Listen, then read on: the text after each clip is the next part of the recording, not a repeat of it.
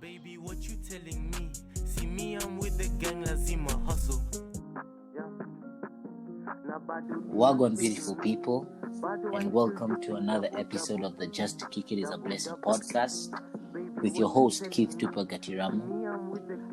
I'd like to apologize, my co-host couldn't be here today, but anyways, we move regardless. Today is a special episode. We have a special guest online. So before I go any further, I'd like her to introduce herself. Hi, thank you for having me, Tupac. So my name is Halima Hussein, and I am the CEO and founder of Glam Cosmetics.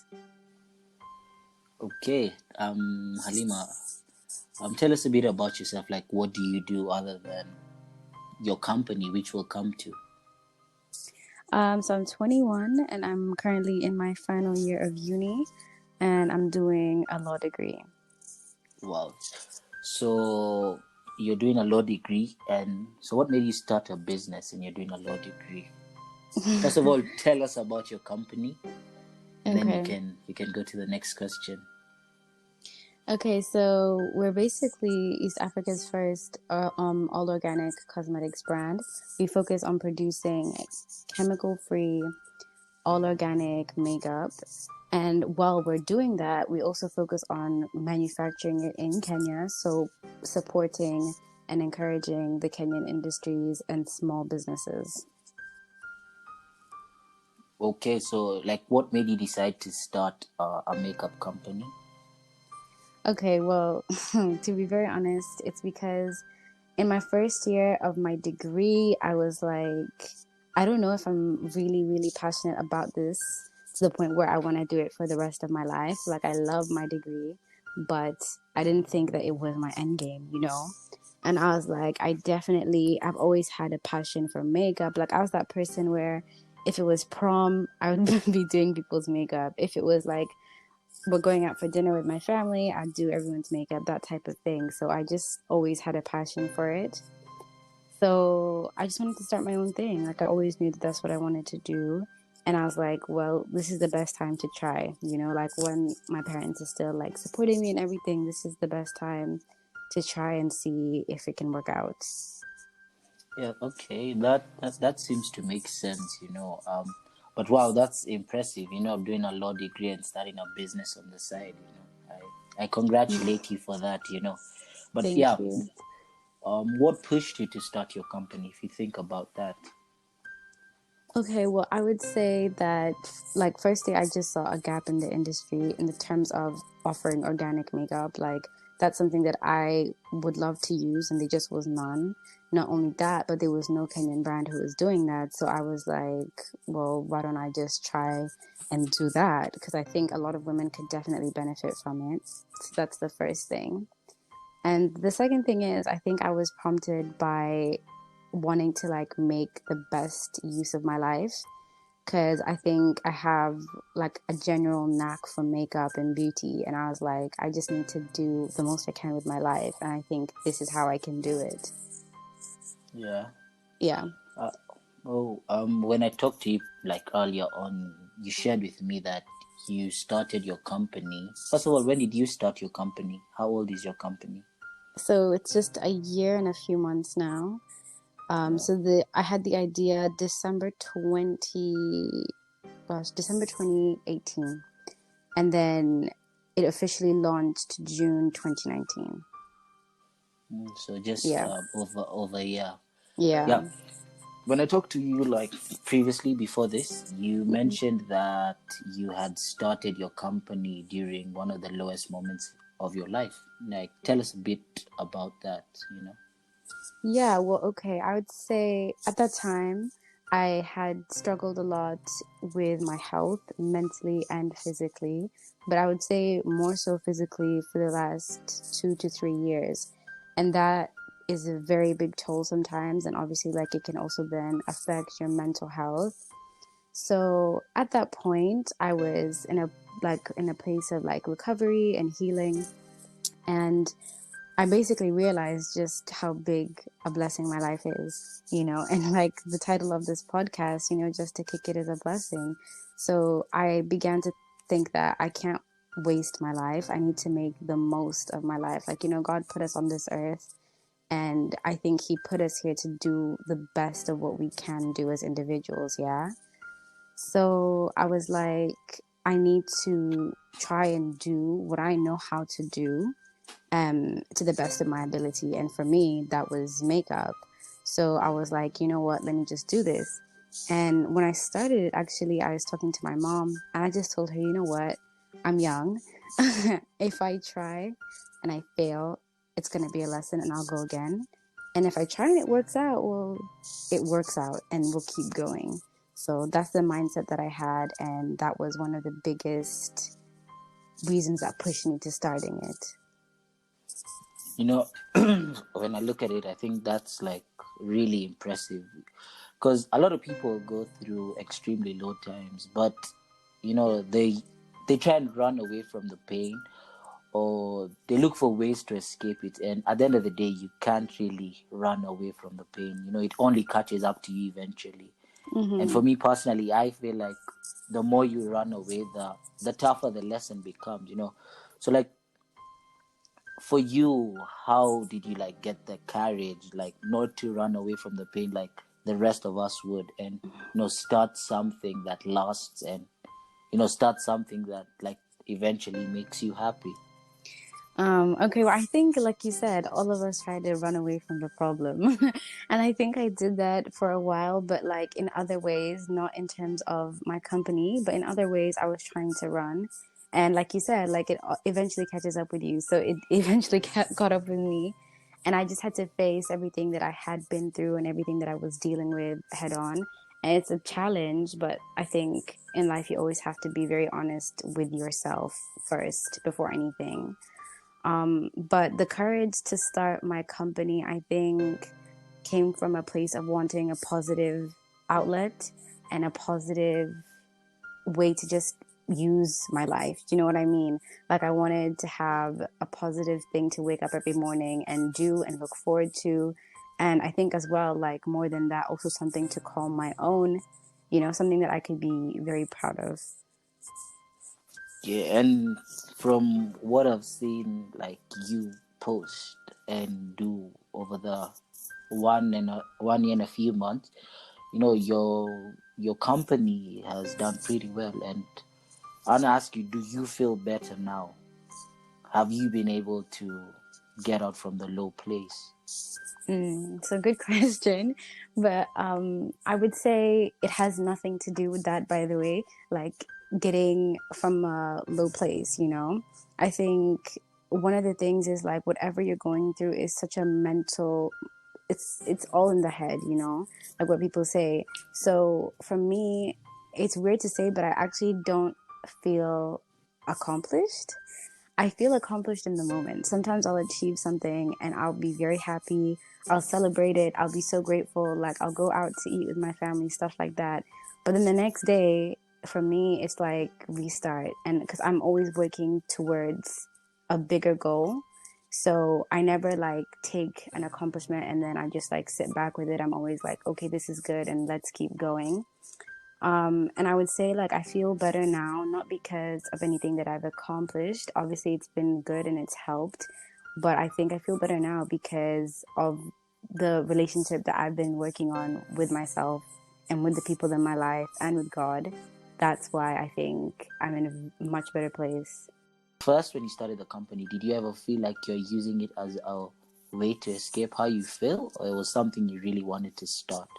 Because I believe like most of us use getting busy as a way to really run away from like how you feel, or so tell us more about that.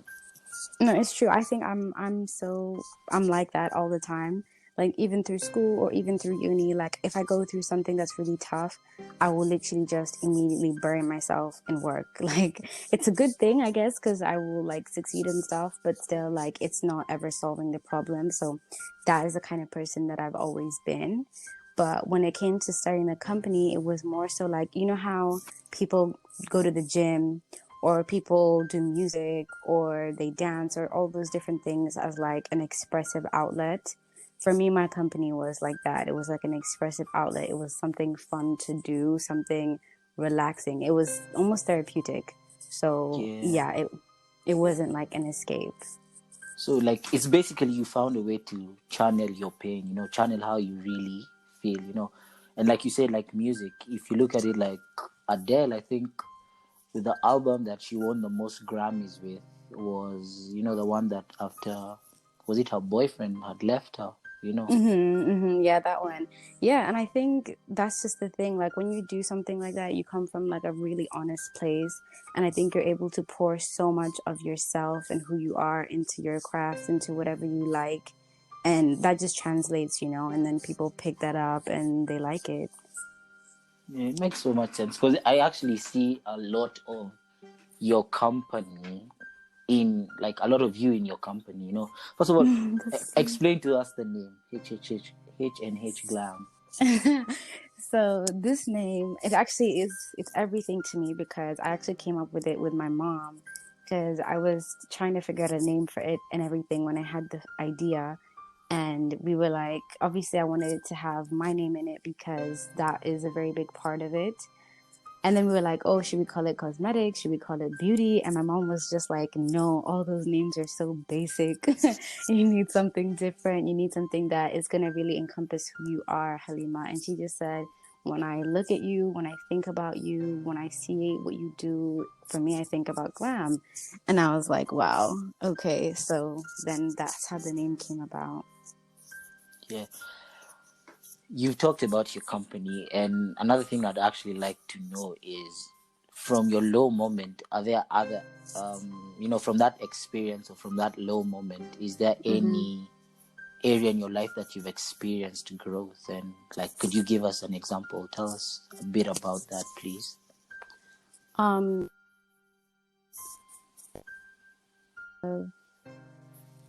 Like personal life or In terms of anything, because I see like a low moment. Like, I read this thing by a lady. Let me see if I can find it.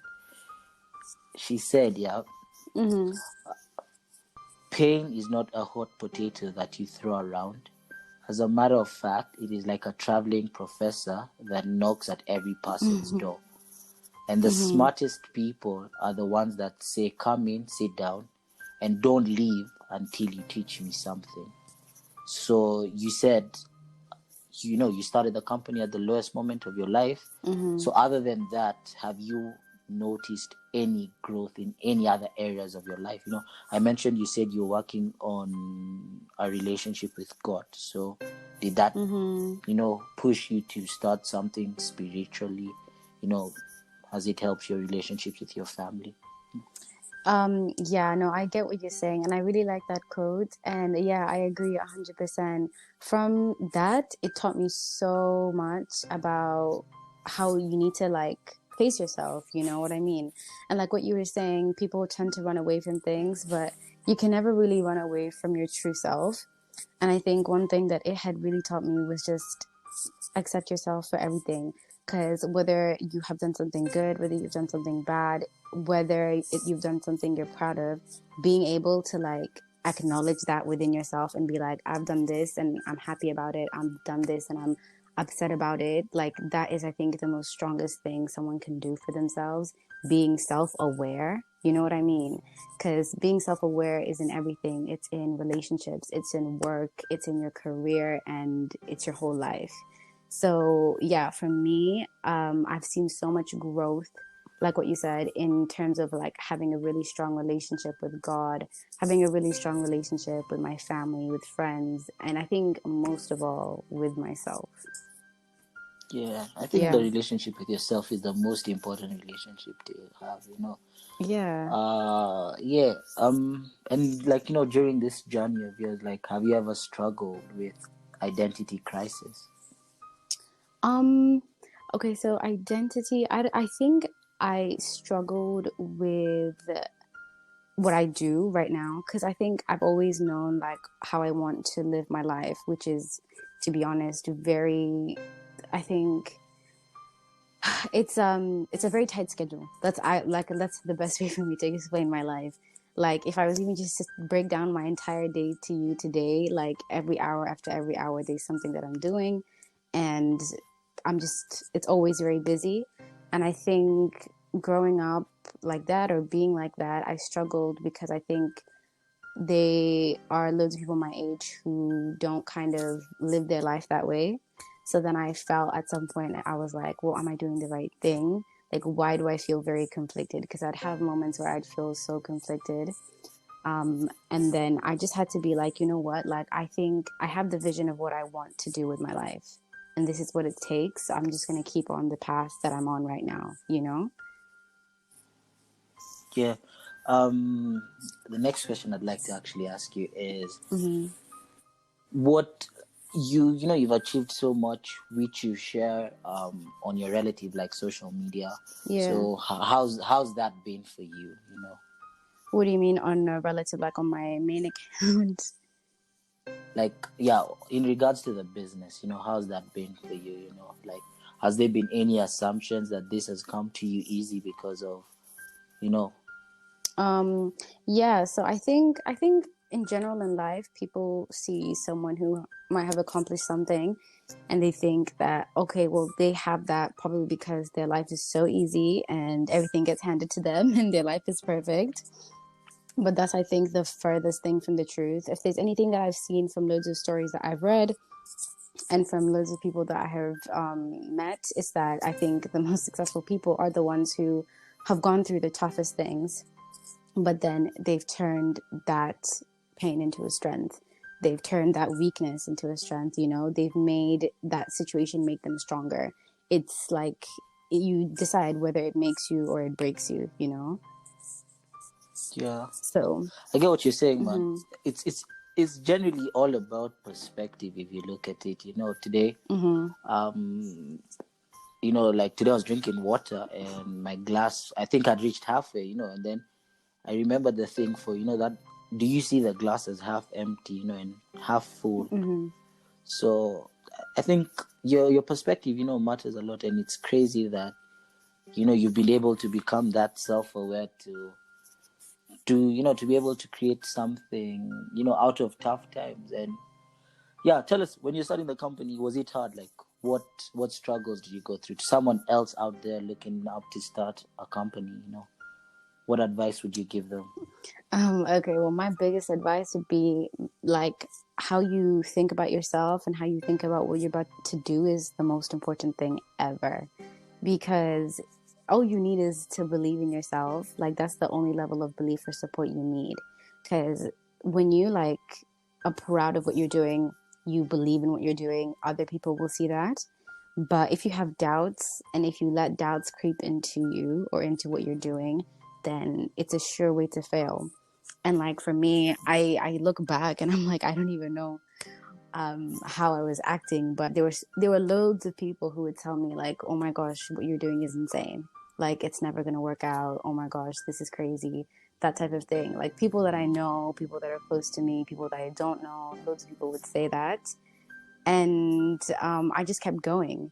And I think that's the most important thing. Like, if you really believe in what you're doing, what people say wouldn't matter. That's the most important thing. But I guess then after that, I struggled with just the most basic things about business, which is everything can change in 24 hours. Things fall apart. Things come together, especially now with COVID. Everything is up and down. So I just learned I learned how to not be emotional with my business, because not many people know this, but 24 hours before we were supposed to launch, there was something wrong with the formulation. Everything went completely wrong. So I was there and I was crying and I was telling my mom, like, oh my God, what do I do? And my mom was literally like, girl, get it together. Like, pull it together and fix it. Crying is not going to help you. So from then I learned, like, whatever happens, and I've had so many of those like rapid changes, it's business. You just have to have a tough skin and go with it. You actually just have to you have to find another solution. You have to find a way around it, to be honest. Yeah. I think that's one of the biggest lessons COVID has taught. So, like so many of us. Like even today, I was looking at like the guy who started Zoom, Mm-hmm. and like his net worth has doubled. The company he was working before, he told them, "Yo, let's start this." They said no. He left it, and he built a company for himself. Mm-hmm. So and life is just like business. Things will go right, things will go wrong, but as long as you're like focused and you keep the right mind, you can always come back on track.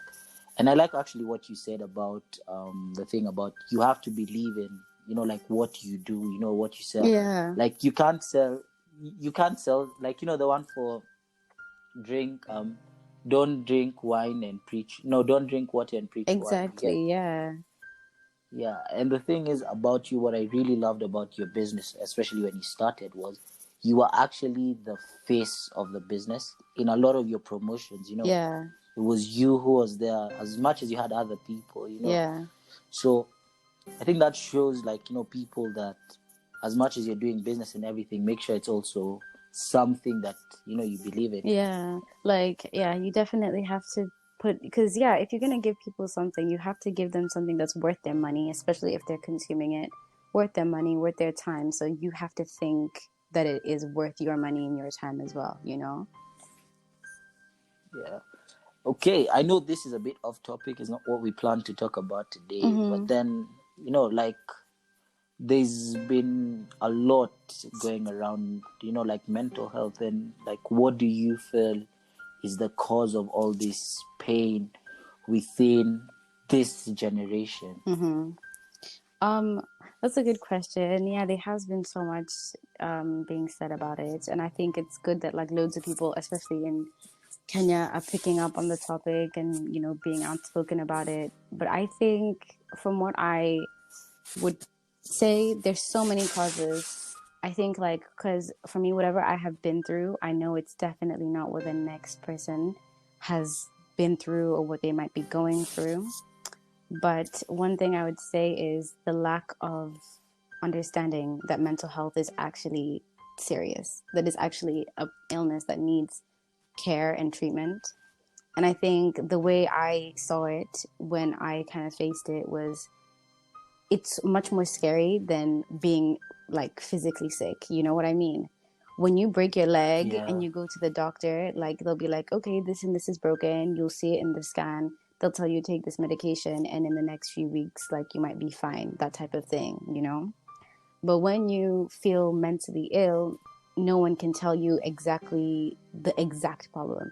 And they can't tell you how long it's going to take to heal or what's going to take to fix it. You know what I mean? Yeah, so I think that's some crazy knowledge, like, to be honest. And it makes so much sense, and it's just like what Kahusha's dad said.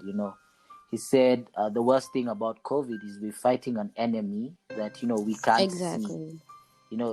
It's not like a war or something. This is something that you can't see, and therefore you don't know the effect. You don't know how deep it's penetrated. Yeah, it makes it so much scarier. And I think when you're like a victim of it, or like when you're going through it, or someone experiencing it, you become scared because you don't know if people will understand. You don't know how you're going to get helped. And then again, as well, like the community as well, like they don't know how to help. So I think it's just important to be able to talk to people, to be able to talk to your family, friends, and just voice these things, because I think loads of people think they're alone, but they're not. There's so many people who go through it.